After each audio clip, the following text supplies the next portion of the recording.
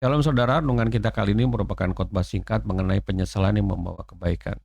Situasi yang tidak makin membaik hari-hari ini membuat iman kita menjadi luntur, bisa menjadi luntur.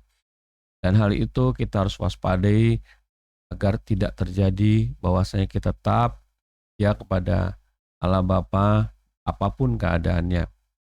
Kita adalah orang-orang yang telah dimerdekakan, kita adalah anak-anak Allah, dan umat pilihan Allah yang kita pasti tidak akan diabaikan oleh Allah, kita pasti diberkati dan dipenuhi dengan kehidupan dengan sukacita, apapun keadaannya. Tetapi ternyata tidak semua orang Kristen memahami kehidupan yang telah dimerdekakan itu membawa kebaikan bagi dirinya.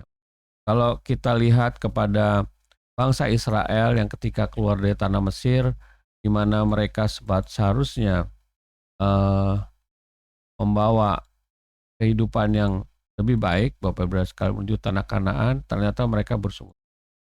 Itu kita lihat di dalam Keluaran 14 ayat 12 dikatakan demikian, bahwasanya bukankah ini telah kami katakan kepadamu di Mesir, janganlah mengganggu kami dan biarlah kami bekerja pada orang Mesir sebab lebih baik kami bekerja untuk pada orang Mesir daripada mati di padang gurun. Ya, ternyata bangsa Israel itu dengan kemerdekaan yang mereka terima keluar dari tanah Mesir bukan sesuatu yang berharga. Ketika mereka berhadapan dengan pasukan Firaun dan di depannya ada Laut Merah, mereka panik dan mereka bersungut-sungut dan mulai menyesali kemerdekaan yang mereka hadapi dengan menyatakan, udahlah nggak usah merdeka lah, merdeka apa juga ini juga kita mengalami kematian, lebih baik di tanah Mesir lah, wah susah-susah sedikit nggak apa-apa lah, tapi kami bisa lebih nyaman daripada kondisi saat ini. Nah, inilah hal yang sebetulnya tidak boleh terjadi pada diri kita, tapi kita mau melihat yang benar itu sebetulnya seperti apa. Nah, sekalian, yang benar itu sebagai apa? Kita kita lihat ini. Kondisi yang berbeda atau kontradiksi dengan daripada bangsa Israel adalah kepada Rasul Paulus. Rasul Paulus mengatakan Filipi 3 ayat 7, tapi apa yang dahulu merupakan keuntungan bagiku, sekarang kuanggap rugi karena Kristus. Ya, Rasul Paulus itu orang yang luar biasa. Kehidupan lamanya dia adalah prajurit dengan pangkat yang tinggi, tentunya dengan semua fasilitas luar biasa. Tetapi ketika dia dijamah oleh Kristus, ditangkap oleh Kristus, harapannya bukan makin baik secara fisik, dia disiksa karena menyebarkan kabar baik atau bahkan dia penjara di Roma untuk berjalan atau menyiapkan dirinya mati di dalam penghukuman. Itu jauh berbeda. Merdeka rohani secara Kristus, tetapi secara fisik dia mengalami banyak penganiayaan. Sekarang yang menjadi pertanyaan bagi kita, mengapa hal itu bisa terjadi dan apa yang harus kita siapkan pada diri kita, memahami diri kita, supaya kita bertindak seperti halnya Rasul Paulus, bukan kepada bangsa Israel. Kalau kita lihat apa yang terjadi, yang pertama adalah bahwasanya manusia tidak mau mengalami proses. Bapak Ibu sekalian, kehidupan di dalam kekristenan itu adalah satu. Kalau kita lihat di dalam firman Tuhan, di dalam Yakobus 1 ayat 2, dikatakan demikian, bahwasanya saudara-saudaraku, anggaplah sebagai satu kebaikan ketika kita mengalami atau jatuh ke dalam berbagai pencobaan. Dan unik ya, Kristenan harusnya seperti jalan tol, tetapi ini berbahagialah jatuh ke dalam pencobaan, karena pencobaan itu ternyata membawa kita kepada ketekunan. Bapak Ibu sekalian, di dalam kekristenan setiap proses yang kita alami itu adalah bagian untuk mendewasakan kerohanian kita. Kita harus memahami bahwasanya hanya itu caralah yang Tuhan izinkan pada kita terjadi. Dan Tuhan izinkan ya Bapak Ibu sekalian, kita mengalami hal itu sehingga kita tahu kehidupan dalam kekristenan sebagai apa. Dan kita tidak mungkin binasa. Kita akan tetap di dalam kehidupan. Itulah jika kita mengalami semua ujian itu, justru firman Tuhan mengatakan sesuatu yang luar biasa yang mungkin kita tidak duga sebelumnya, bahwa seperti dikatakan dalam Roma 5 ayat 3, kita seharusnya bermegah dalam kesenggahan. Kita merasa bangga, merasa kuat, kita tunjukkan setiap persoalan yang ada pada kita, kita bermegah, kita tidak ciut, kita tidak putus asa, Kita tidak melarikan diri, kita tidak undur diri, tetapi kita menghadapinya dengan luar biasa karena ada Tuhan bersama kita, yaitu Roh-Nya yang kudus. Lalu Bapak Ibu sekalian, kenapa hal itu juga masih terjadi kepada diri kita? Mau menyesali, kenapa kekristenan seperti ini, bukannya lebih baik. Ternyata manusia itu tidak mencari makna Tuhan.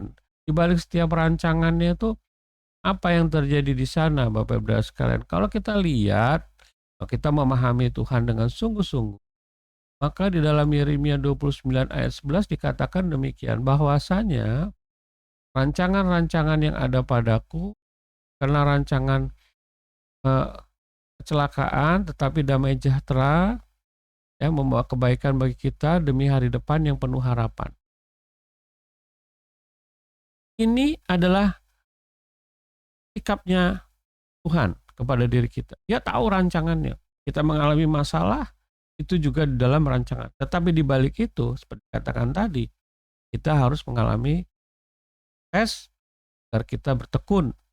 Tekunan ini membawa kita kepada kedewasaan iman. Jadi Bapak Ibu sekalian, janganlah kita menghindari masalah, hadapi saja.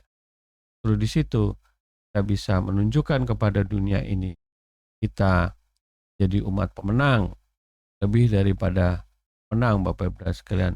Seperti dikatakan dalam firman Tuhan ini, bahwasanya kita lihat, apakah Tuhan berdiam diri saja atas semua masalah yang kita hadapi? Ternyata tidak Bapak Ibu sekalian.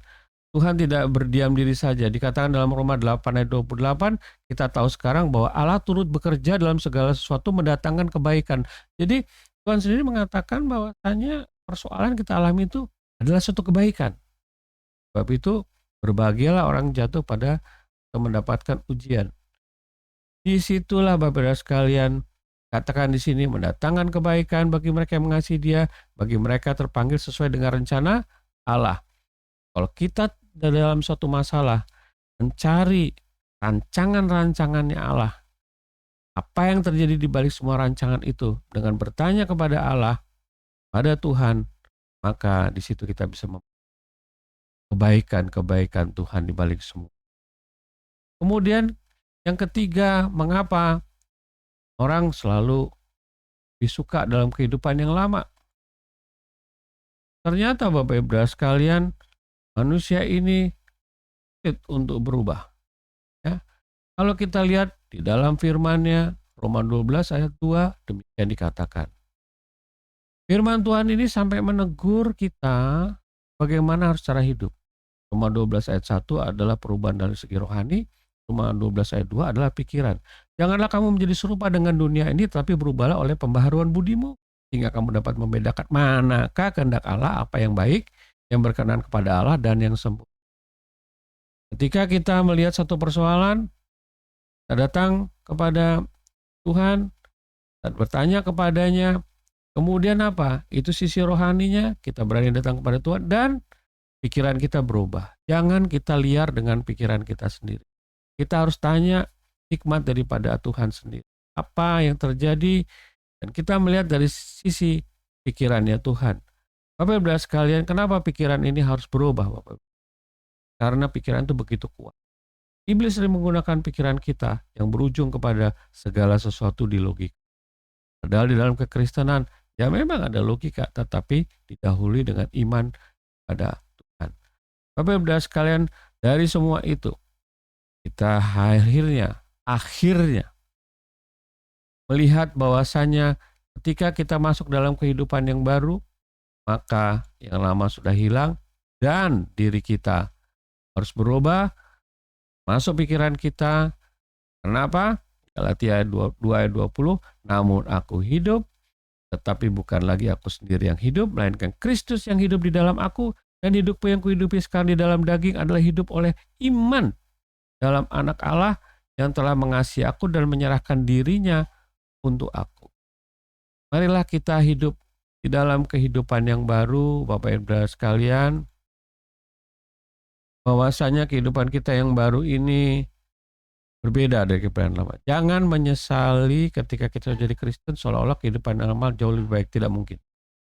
Marilah kita melihat semua ini Saya berdoa untuk Bapak Ibu sekalian, terima kasih Bapa di sorga, ajar kami dengan kuasa-Mu yang kudus, kudus dalam diri kami, sehingga kami tidak menyesali kehidupan kami yang sekarang, yang nampaknya lebih sulit dari kehidupan sebelum kami beriman kepadamu. Jika kami belum taat kepadamu, nampaknya lebih segala sesuatu menjadi mudah, tetapi semua itu menuju kebinasaan. Terima kasih Bapa di sorga, Kau tuntun pimpin kami, Kau berkati kami, setiap keluarga yang menonton video ini Kau berkati, kerjaan mereka, usaha mereka Kau buat berhasil, yang sakit Kau sembuhkan, pada mereka yang berbeban berat Kau angkat, kepada yang berputus asa Kau berikan jalan keluar. Terima kasih Bapa di sorga, hanya ke dalam tangan penyertaan-Mu, kami telah berdoa dan mengucap syukur. Amin.